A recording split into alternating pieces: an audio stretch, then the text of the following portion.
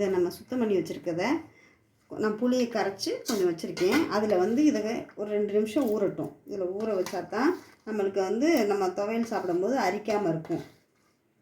இல்லாட்டி தொண்டையில் போய் அரிப்பு எடுக்கிற மாதிரி இருக்கும். அதனால தான் நான் வந்து இதை ஊற வைக்கிறேன். ஒரு 2 நிமிஷம் ஊறட்டும். வடைச்சட்டியை நம்ம அடுப்பில் வச்சுருக்கோம்.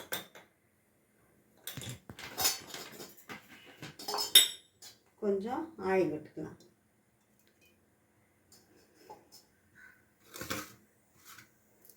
இப்போ நம்ம எடுத்து வச்சுருக்க கொஞ்சம் 1 டீஸ்பூன் உளுந்தம்பருப்பு எடுத்து வச்சுருக்கு. அதான் இதை கொஞ்சம் உளுந்தம்பருப்பை லேசாக வறுத்து எடுத்துக்கலாம். இப்பாட்டையும் பேசிட்டு இப்போ வந்து 2 வத்தல், கொஞ்சம் புளி, 2 வெள்ளைப்பூடி இதை போட்டு வதக்கிடலாம். ஒரு கைப்பிடி தேங்காய்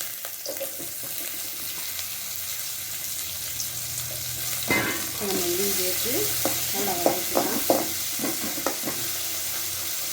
தேங்காய் வதங்கிடுச்சு. இப்போ வந்து நம்ம இதில் ஊற வச்சுருக்க புளியில் ஊற வச்சுருக்க பிரண்டையை இதில் எடுத்து போட்டுருவோம்.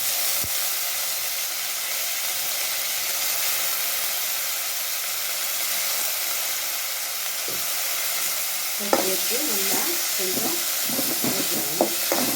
நல்லா வதக்கிடுவோம்.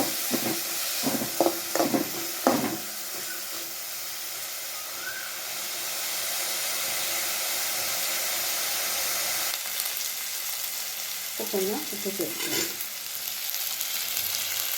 வச்சு இப்போ வந்து நம்ம இதில் ஒரு தட்டில் போட்டு ஆற வச்சுக்கலாம்.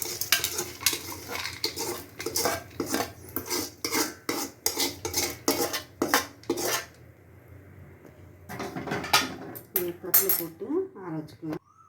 இதில் இப்போ வந்து ட்ரான்ஸ்ஃபர் பண்ணிக்கலாம். போட்டுட்டு நம்ம அரைச்சி எடுத்துக்கலாம். இப்போ நம்ம அரைச்சி எடுத்துக்கிட்டோம். கிண்ணத்தில் வச்சிடலாம். இப்போ பிரண்டை துவையல் ரெடி ஆயிடுச்சு.